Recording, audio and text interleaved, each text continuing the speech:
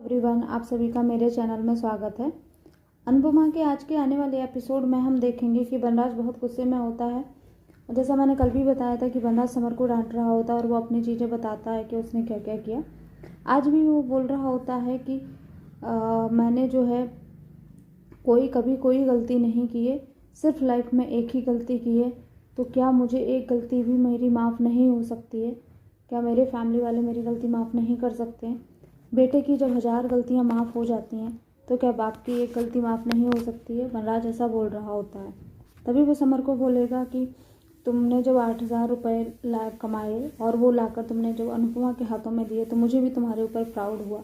जब मैं तुम्हें डांस क्लास के लिए रोकता हूँ या मैं तुम्हें डांटता हूँ तो इससे मुझे तुम्हारे लिए ही स्ट्रॉन्ग फीलिंग आती है कि तुम इंडिपेंडेंट बन रहे हो। इसका मतलब ये नहीं है कि मैं तुम्हें गलत रास्ता दिखा रहा हूँ। तो तुम अगर मुझे रिस्पेक्ट नहीं दे सकते तो डिसरिस्पेक्ट भी मत करो। फिर दिखाया जाएगा दोस्तों कि राखी जो है वो काव्या को बोलती है कि क्या बात है काव्या, तुम्हारा प्लान तो सक्सेसफुल हो गया है। तुम्हारे साथ जो हुआ उसके लिए मुझे बड़ा बुरा फील हुआ, लेकिन तुमने उसमें अभी एक मौका ढूंढ लिया है और तुमने उसको भी अपॉर्चुनिटी में बदल दिया है। तुम्हारी प्लानिंग सक्सेसफुल हो रही है, तुम्हारे अकॉर्डिंग ही ये चीज़ें सब हो रहा है। फिर दिखाया जाएगा दोस्तों कि बनराज तो अपने कमरे में चला जाता है।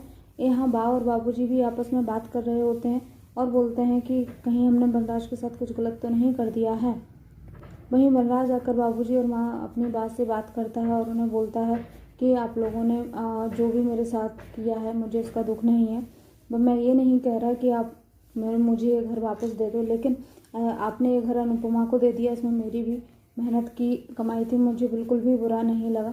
लेकिन इस घर पर मेरा भी अधिकार, इस परिवार पर मेरा भी अधिकार है। मैं वैसे भी आज शाम को पूजा के बाद मैंने काव्या को बोला था कि हम दोनों ये घर छोड़कर चले जाएंगे, लेकिन अब मैं ये घर छोड़कर नहीं जाना चाहता हूँ। फिर दिखाया जाएगा दोस्तों कि अनुपमा जो है वो माँ और बाबूजी के लिए कॉफ़ी लेकर आ रही होती है। सामने ही काव्या भी होती है। काव्या अपने मन में सोच रही होती है कि कैसे भी करके हमें ये घर में रुकना होगा और ये घर जो है वो बनराज के नाम करवाना होगा।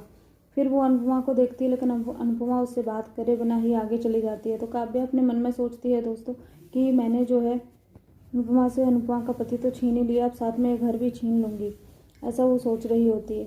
फिर आगे दिखाया जाएगा दोस्तों कि राखी दवे जो है वो अनुपमा को आके बोलती है कि मुझे तुम्हारे लिए भी बहुत बुरा फील हो रहा है।